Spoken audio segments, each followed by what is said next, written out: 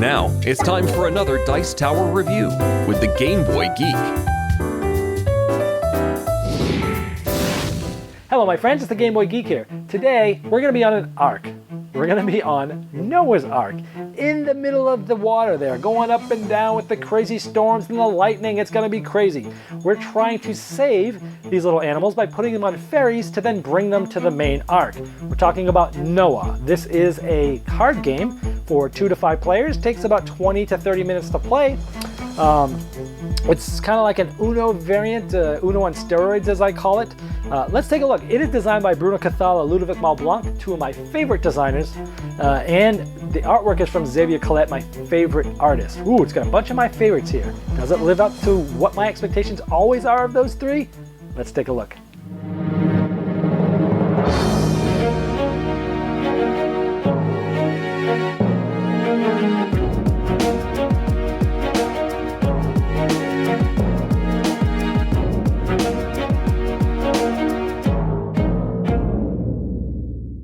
I love it when people put interesting things on the back of boards. This is a beautiful piece of art there. A nod to Asmodee, who always is top-notch in quality component and artwork. Here we have a game set up for 3 players. Always you're going to have a ark or a ferry at each of these docks, and you're going to randomly put 1 animal out there. There's going to be 3 ferries left in the middle, and these are your scoring markers. Over 3 rounds, you're going to be trying to get rid of all your cards each round so that you don't score points, because points are bad. Because points in this game are teardrops, because Noah's sad that animals did not get on the ferry to make it to the ark. So as you go up in points with the teardrop marker is bad for you because you want the least amount of points possible. And whether you're playing with 3, 4, or 5 players, you take out certain cards, 4+ players, 5+ players. We'd take out all the +4 and +5 for a 3-player. And then we would deal 8 cards to each player, and then there'll be some left over that actually get taken out of the game, so you're never sure exactly which cards are in and which cards are out. Now here's my 8 cards. Now keep in mind, these would be hidden in my hand. Other people would not be able to see these. Couple things. First of all, look at the stunning artwork. So cute, amazing. This is done by Xavier Collette, who is my favorite artist in board gaming. Now, these cards are either blue for males or pink for females. Pretty straightforward. The numbers are how heavy they are. The elephant's a heavy 10, where the little kitty is only a 2. Now the drops there are how many points you're going to get if you're holding that card at the end, because that means he didn't get on the ferry and Noah's sad, as I mentioned. The panda, he's really sad about. You'd lose 4 points. Essentially, you'd get 4 points, but it's bad for the panda. Now let's talk about how a round works. Now Noah will start on a certain ferry, and this is the ferry that you have to play on, the first player. Now, when you play a card, when it's the first animal, you get to decide whether it will be male or female. Now, if I play a female card, that means this whole ferry is going to be females all the way through. If I place a male there, then this means it's always going to alternate female, male, female, male. That's the same thing. It's either every boat's going to be alternating or they're all going to be the same sex animal. So now let's say I did this and I placed this here. Now we have a 3 + 0. That means the total weight of this ferry is 3. Every ferry has a limit of 21. Now, so I would play this, and if it's a girl, you would move Noah to the left or to the right by these arrows.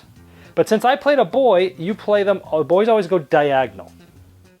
So in this case, I would move Noah either here or here, and then the next player has to play on that pile. Now there's a couple cool things you can do on your turn that will change how things work. If you play, let's say it's your turn again, and Noah's there and you have to play on this pile. If you play the same species, I've got a kangaroo and a kangaroo, and usually they always have the same number. Here, the same species. Now because I matched that same species, and again I'm using that same female, male, female, so it's a legal play, I can move this left or right.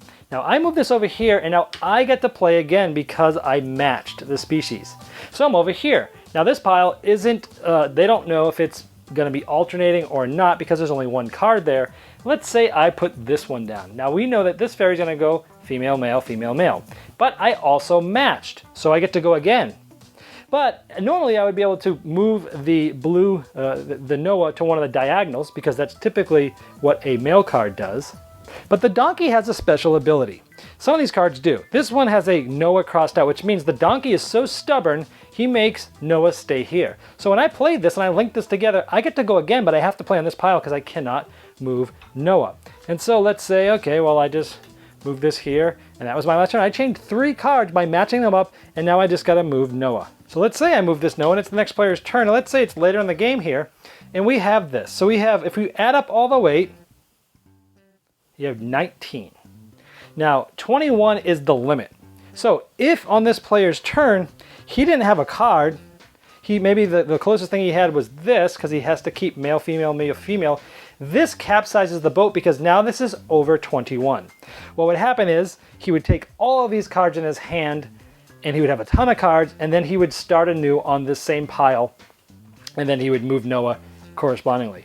But another cool thing happens. Let's say he didn't capsize the boat. Let's say he actually met this exactly. So he had 19, and let's say that he put the 2 down. So he has a female 2, we have it here, so it goes through, and this exactly adds up to 21. This is really cool because number 1, all these cards are going to go away. First we move Noah, left or right. So let's say he moves them over here. Then this ferry's going to go away. All these cards come out, they go out of the game along with the ferry. Now, and a new ferry will come out from the board. So a new ferry will come out right here, and it's going to be empty till somebody fills it up. Now what that allows him to do is, if it's the first ferry that's left the board, he gets to give any 1 card from his hand to any player. If it's the second ferry that left the board, it's 2, 3, and 4. So as the ferries go away, you get to give more and more cards away. So as the round goes on, you can be given more cards away if you're able to match that. Now we've already talked about the special ability of the mule there, that Noah doesn't move because he's stubborn. The woodpecker, if you put this woodpecker there, he's a weight of 0, but he pecks a hole in the boat, and instead of the weight of the boat being 21, it's the 13. So if there's already a weight of 13, you can't play him, but if you play him before that, the boat's weight limit is now 13 before it capsizes or it goes away. The snail can be either male or female, depending on which way you play it. The giraffe allows you to look at the cards of any player. It's best to look at the next player's cards, because then you can send Noah to a direction that might make him not be able to play and take a bunch of cards. The lion allows you to randomly draw a card from someone's hand, and then you can look at that card amongst the cards that you have in your hand, and you can give one back to them, and it can be the card that you just took. Those are the special ability cards. Now this will continue until either one player runs out of cards, which means he's got nothing and he has 0 points, which is good, or the last ferry kind of goes away off the board and it goes away and it can no longer be replaced. The round ends then as well. People will add up all the cards they have in the hand by just the amount of drops they have. So if some player had this, they would get 3. The green player would go up to 3. Let's say the blue player ended the round with nothing, and this player maybe had 5. That would be in the first round. You'd shuffle it up, you'd re-deal it out, you'd play 2 more rounds. After 3 rounds, whoever has the least amount of points wins. Or you could play it that if someone gets to 26, which very rarely happens, by the way, in 3 rounds, whoever gets to 26, the game ends then, and whoever has the lowest points wins. Or you could play either or. 3 rounds or 26, or a combination of both. That's how you play Noah. Well, first, thanks to Z Garcia. Just like you guys, I'm a fan of the Dice Tower. I watch a lot of reviews. I sometimes watch Z Garcia's reviews, and after I'm done, I do just like you guys do, and I go and buy what he showed me. Recently, I bought a game called Beastie Bar that he reviewed. I quite liked it, because him and I have similar tastes. He reviewed this game recently. Now, this game's from 2012. It's an older one, but it kind of flew under the radar there. And he reviewed it, and I went, oh, what? A Bruno Cathala game that looks really cute and done by Xavier Collette? I haven't played this before? How is this possible? So it's out of print right now, guys, so it's going to be harder to find. But there are a few copies floating around in the marketplace on eBay and things like that. So does it live up to the hype? I bought it off of Z's recommendation because him and I, our favorite designer is Bruno Cathala, and does it live up? Absolutely.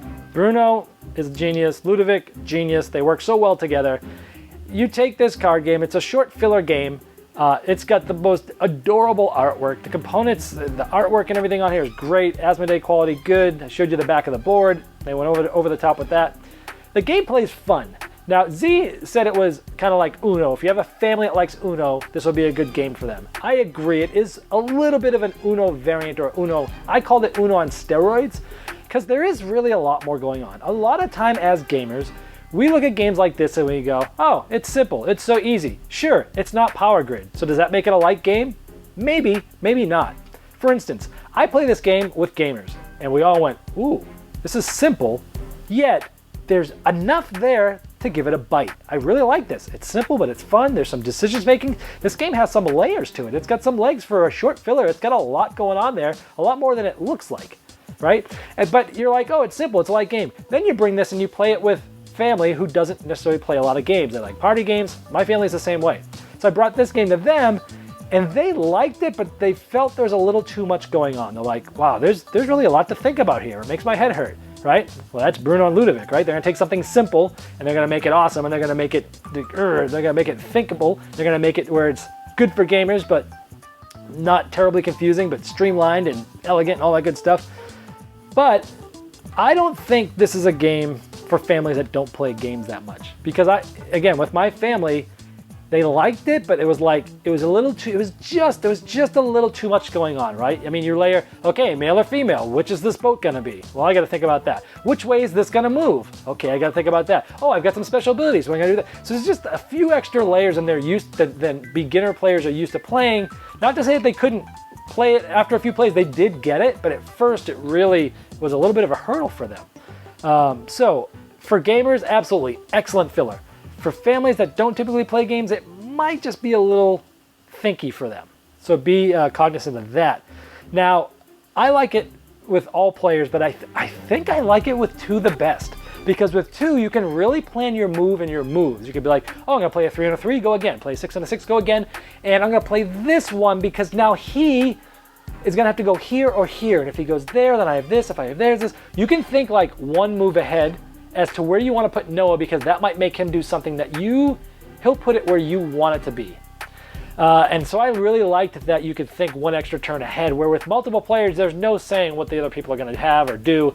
And so you get to your turn, and you just do the best thing that you can then. Where with 2 players, it really gives you a little bit more depth. But I like it with all players.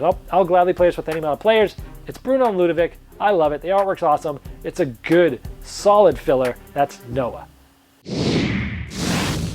Thanks so much for watching the Dice Tower videos. Find more great videos and reviews, as well as our top-rated audio podcast at Dicetower.com. You can also find other great shows at Dicetowernetwork.com.